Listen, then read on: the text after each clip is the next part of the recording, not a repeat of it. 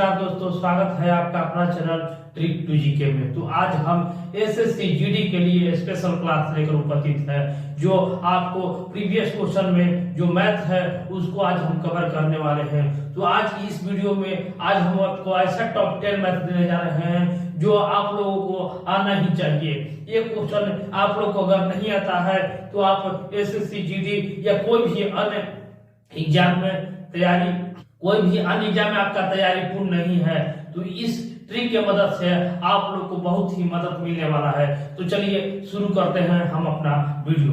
तो देखिए, पहला क्वेश्चन आपके स्क्रीन पर आ गया है। तो आप हमारे यूट्यूब चैनल को अगर आप लोग डिनोट करना चाहते हैं तो हमारे पेटीएम नंबर पर आप लोग पेटीएम करके डिनोट कर सकते हैं। तो चलिए क्वेश्चन पर चलते हैं। तो पहला क्वेश्चन आप लोग के बीच है कि एक कॉलेज में लड़कों और लड़कियों का अनुपात 3:2 है।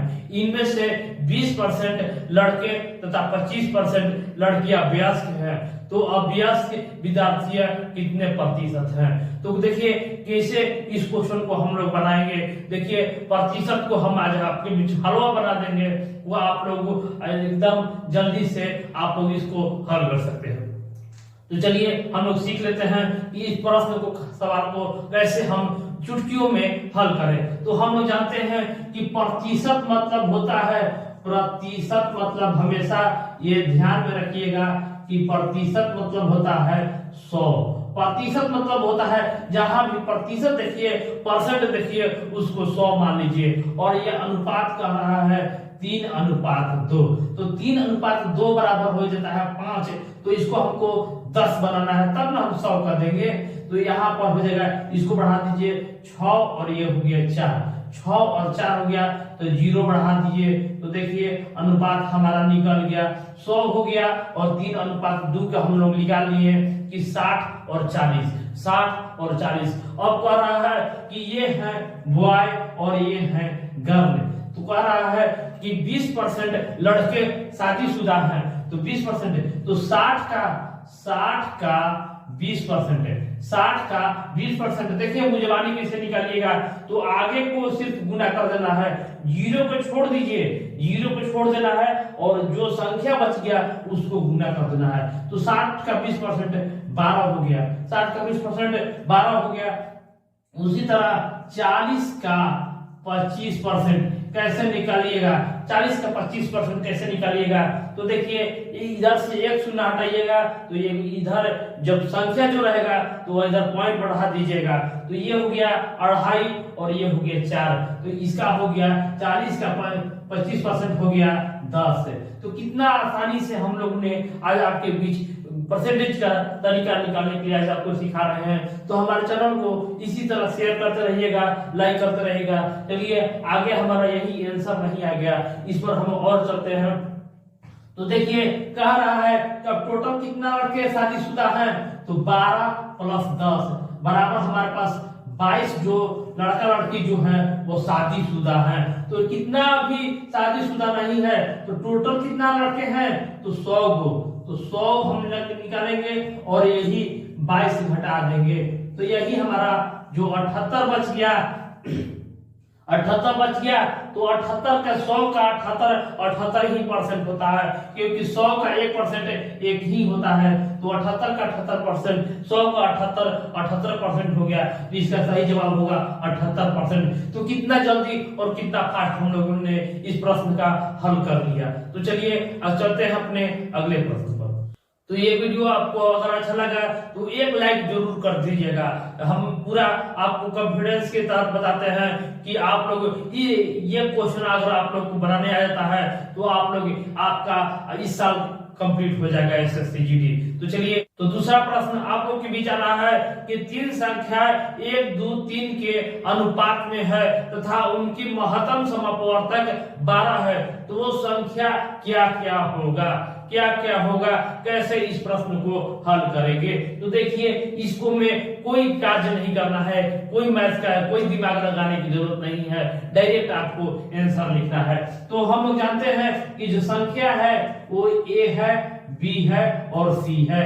तो ये है 1, ये है 2 और ये है 3। और कह रहा है कि महत्तम, तो महत्तम जो होता है, जिसको महत्तम समापवर्तक, जिसको हम लोग मसा या एसीएफ कहते हैं, तो ये होता है, ये दिया हुआ है 12। तो इसको हम कैसे हल करें? तो देखिए महत्तम मतलब होता है सबसे छोटका जो है वही महत्तम होता है। तो हम महत्तम यहाँ पर दिया है 1 बराबर 12, महत्तम बराबर 1 बराबर 12। तो हम लोग देख सकते हैं कि 2 बराबर 12 दूनी 24 हो जाएगा और 3 बराबर हो जाएगा 36।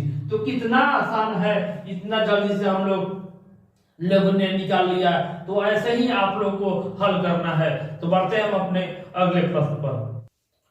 तो फ्रेंड, इस वीडियो का तीसरा प्रश्न लेकर उपस्थित है आप लोग के बीच। तो तीसरा प्रश्न आप लोग के बीच है कि 58,241 में कौन सी संख्या जोड़ी जाए जो प्राप्त संख्या 9 से पूरी विभाजित हो जाएगा। तो देखिए 58,241, तो 58,241 में कौन सी संख्या जोड़ी जाए जो 9 से पूरी तरह विभाजित हो जाए। तो अगर आप लोग विभाजिता के नियम नहीं जानते होंगे तो हमारे कमेंट बॉक्स में जरूर कमेंट कीजिएगा, ताकि अगला जो वीडियो हम बनाए वो विभाजिता का नियम बता दे आप लोग को, जो आप लोग को पूरी अच्छी तरह से आप लोग समझ जाइए। तो देखिए 58,241 में क्या जोड़ा जाए वो 9 से पूरे विभाजित होगा। तो देखिए कोई भी संख्या को 9 से विभाजित होने का नियम कैसे आप लोग इसको बनाइएगा, चलिए आज आप लोग सीख लीजिए।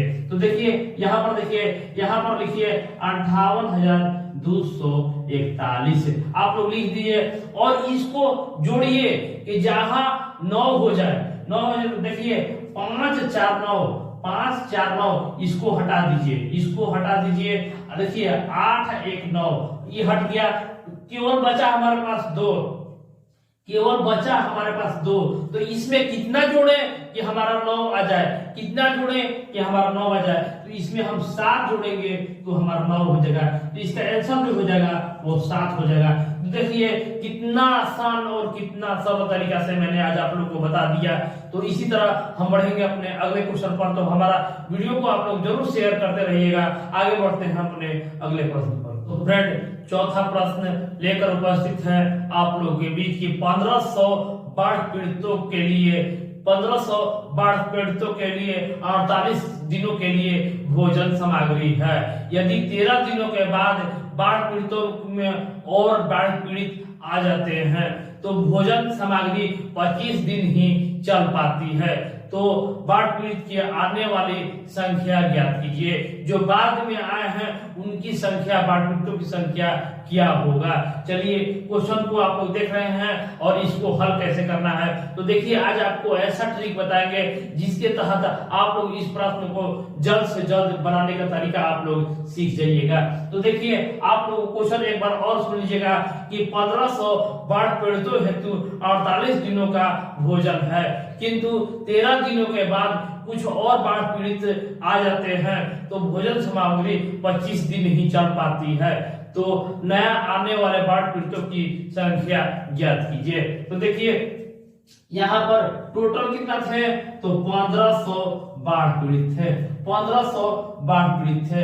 और जो 1500 बाढ़ पीड़ित थे और इसमें 48 दिनों का खाना था और 13 दिनों के बाद कुछ और बाढ़ पीड़ित आ गए, मतलब कि एक्स बाढ़ पीड़ित आ गए तो भोजन सामग्री है वो 25 दिन चला। तो 25 दिन को हम लोग नीचे कर लेंगे। देखिए इसको हल कर लीजिएगा, आपका आंसर आ जाएगा। आप लोग देखिए 1500 यहाँ पर हम लिख देते हैं, अगुनो देखिए यहाँ पर घटा दीजिए, 35 हो गया और नीचे हो गया 25। तो यहाँ पर देखिए 7 हो गया, यहाँ पर 5 हो गया। यहाँ से हम लोग कटाते हैं तो देखिए 5 या 35 15 हो गया तो 300, तो 300 गुने 7 हम लोग करेंगे अगर तो 2100 आ जाएगा। 2100 आ जाएगा तो ये टोटल जो है टोटल बाढ़ पीड़ित आ गया वो 21 हो गया।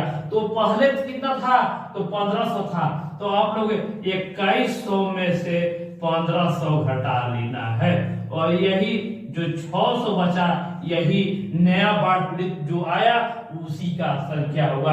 तो इस तरीका से इस प्रश्न को जल्द से जल्द हल कर लेना है। तो बढ़ते हैं हम अपने अगले प्रश्न पर। तो इसी तरह आप लोग हमारे चैनल को सपोर्ट करते रहिएगा, और इस चैनल को आप लोग डाउनलोड करना चाहते हैं तो हमारे डिस्क्रिप्शन बॉक्स में पेटीएम नंबर है, वहां पर आप लोग कुछ डिनोट कर सकते हैं, ताकि आप लोग के बीच नया बोर्ड हम ला सके और इसी तरह से आप लोग को वीडियो प्रोवाइड करते रहें। तो चलिए बढ़ते हैं हम अपने अगले प्रश्न पर। तो फ्रेंड, पांचवा क्वेश्चन लेकर उपस्थित है आप लोग के बीच की जूही किसी कार्य को 6 दिनों में कर सकती है, और जूही और कृष्णा दोनों इस कार्य को मिलकर 4 दिनों में समाप्त कर सकते हैं। तो कृष्णा उसी कार्य को अकेले कितने दिनों में कार्य को समाप्त कर सकता है? देखिए, ये हम विदाउट कॉपी पेन के मेथड से आज बनाने जा रहे हैं आप लोगों को। जो जूही है वो 6 दिनों में कर सकती है, और जूही प्लस कृष्णा जो है वो मिलकर 4 दिनों में कार्य को समाप्त करते हैं। तो कृष्णा अकेले उस कार्य को कितना दिनों में समाप्त करेगा? देखिए, यही आप लोगों को सवाल है, और इसी को आप लोग को हल करना है कि कैसे आप लोग इस प्रश्न को हल कीजिएगा। तो देखिए, a गुने b a माइनस बी, अगर ये आप लोगों को याद रहेगा तो ये हमेशा इस सवाल को हल आप लोग कर लीजिएगा। तो a यहाँ पर 6 है और b 4 है, इसी पर बैठा देना है कि 6 गुने 4, देखिए 6 माइनस 4, तो यहाँ पर 2 हो गया। इसको घटा दीजिए तो 2 बार में, तो जो कृष्णा होगा 6 दुनी 12 दिनों में इस कार्य को समाप्त करने वाला है। तो इस तरीका से इस प्रश्न को बहुत ही जल्दी और बहुत ही आसानी से इसको बना सकते हैं। तो बढ़ते हैं हम अपने इसी तरह अगले क्वेश्चन पर। तो फ्रेंड, नेक्स्ट क्वेश्चन लेकर उपस्थित है आप लोग के बीच की किसी संख्या का 25% का 40% 80 है, तो उस संख्या का 60% ज्ञात कीजिए। देखिए कैसे इस प्रश्न को हम चुटकियों में हल करने वाले हैं, तो आप लोग सीख लीजिए। तो कह रहा है कि किसी संख्या का 25% का 40% बराबर 80 है, तो उस संख्या का 60% ज्ञात कीजिए। देखिए इस प्रश्न को कैसे हम हल करने वाले हैं। तो यहाँ पर उल्टा आप लोग चल दीजिए, 80 का 40%, तो 40% निकालने के लिए ऊपर 100 कर दीजिए और नीचे 40 कर दीजिए। उसी तरह इसको भी ऊपर 100 कर दीजिए और नीचे 25 कर दीजिए। देखिए 25 चौके 100 हो गया, 0 से 0 कैंसिल हो गया। यहाँ पर देखिए 4 दूनी 8 20 हो गया। तो यहाँ देखेंगे कि 20 गुने 10 गुने 4, तो टोटल आ गया आप लोग को 800। तो जो टोटल हमारे पास जो आया है वो 800 है। अब हम लोग 800 का अब हम लोग 60% निकालेंगे।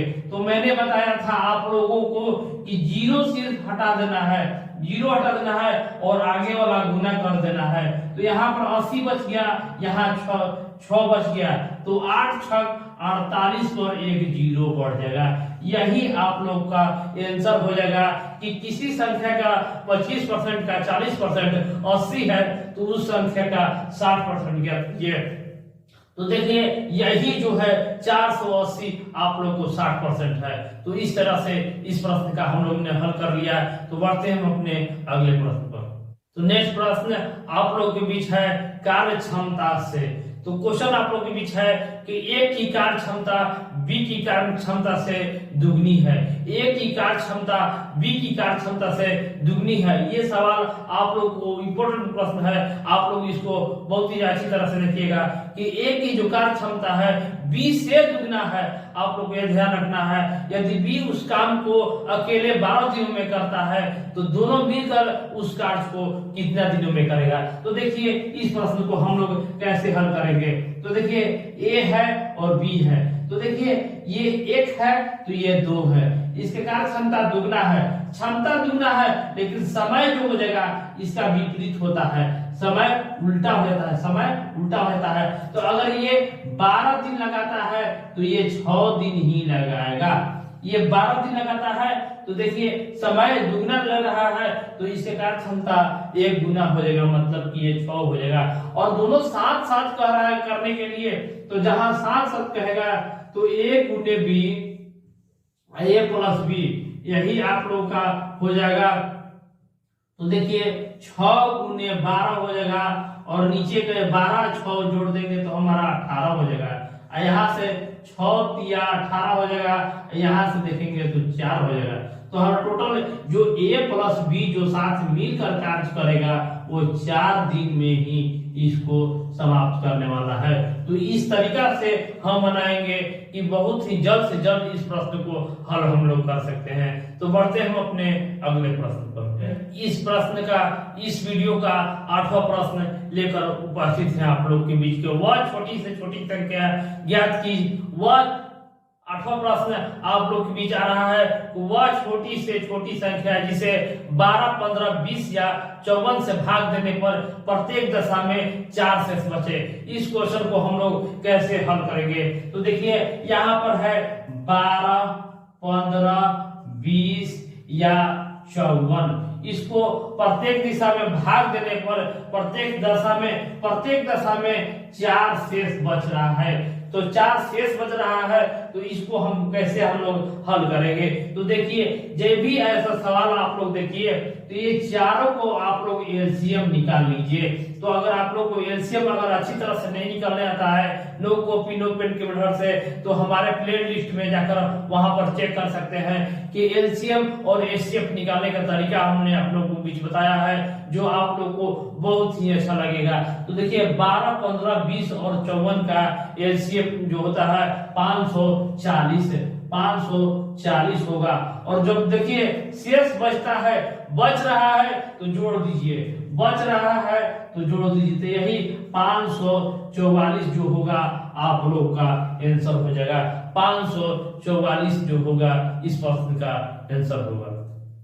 तो फ्रेंड अगला जो प्रश्न आ रहा है पजल मैथ आ रहा है, पजल मैथ। इस सवाल को, ऐसा सवाल आप लोग को एग्जाम में जरूर आता है। इस प्रश्न को आप लोग अच्छी तरह से देखिएगा। किसी संख्या को दुगना करके उसमें 9 जोड़ा जाता है, किसी संख्या को दुगना करके उसमें 9 जोड़ा जाता है। इस प्रकार प्राप्त संख्या का 3 गुना 75 होता है, तो वह कौन सी संख्या है ज्ञात कीजिए। देखिए क्वेश्चन है, आप लोग को बहुत ही अच्छी तरह से समझना है कि किसी संख्या का दुगना करने पर, दुगना करके 9 जोड़ देते हैं, किसी संख्या का दुगना करके 9 जोड़ देते हैं, तो इस प्रकार प्राप्त संख्या 75 के 3 गुना के बराबर हो जाता है। इसके प्राप्त संख्या 3 गुना, इस प्राप्त संख्या, ये तीनों का प्राप्त संख्या का 3 गुना 75 के बराबर होता है। तो देखिए हम 3 से गुना कर दिए तो हमारा जो समीकरण दोनों तरफ LHS बराबर RHS हो गया। तो इसको हम लोग कैसे हल करें? तो देखिए यहाँ पर गुना 3 है तो इसको कटा दीजिए, 25 हो गया, 25 हो गया। आप लोग को हल करने में आसान होगा। x गुने 2 प्लस 9 बराबर 25। आप लोग हल देखिएगा कि x गुने 2 यहाँ पर बराबर में 25, देखिए प्लस में है, उस साइड में जाके माइनस हो जाएगा। तो 2x बराबर 16, तो x बराबर हमारे पास आ गया 8। तो कितना मजेदार और कितना इंटरेस्टिंग है। अब आप लोग उल्टा करके आप लोग देखिएगा कि 8 को दुगना कर दीजिए 16 प्लस 9 25, अब 25 का 3 गुना बराबर 75 कह रहा था जो हमारा क्वेश्चन कर रहा है। तो इस वीडियो को हम लोग लास्ट प्रश्न लेकर उपस्थित हैं आप लोगों के बीच।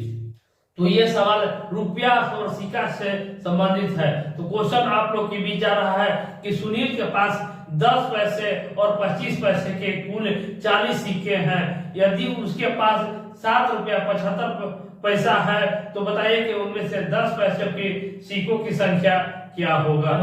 तो चलिए इस प्रश्न को हम हल करने का तरीका सिखाएंगे आप लोगों के बीच कि कैसे इस सवाल को आप लोग को हल करना है।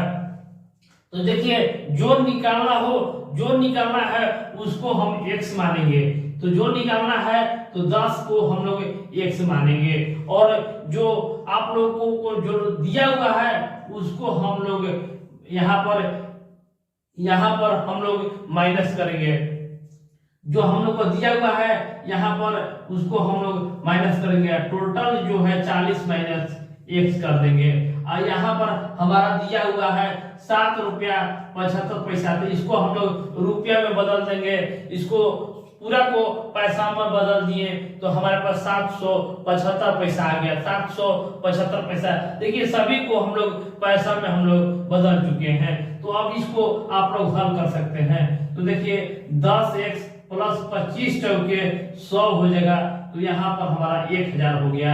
आप माइनस कर देंगे तो 25x बराबर 775। तो देखिए 10x माइनस 25x करेंगे तो 15x हो जाएगा और यहाँ पर 1000 माइनस 775 हो जाएगा।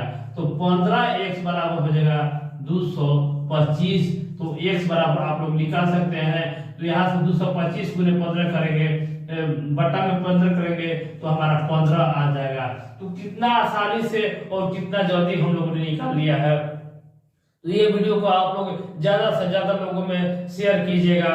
धन्यवाद, नमस्कार।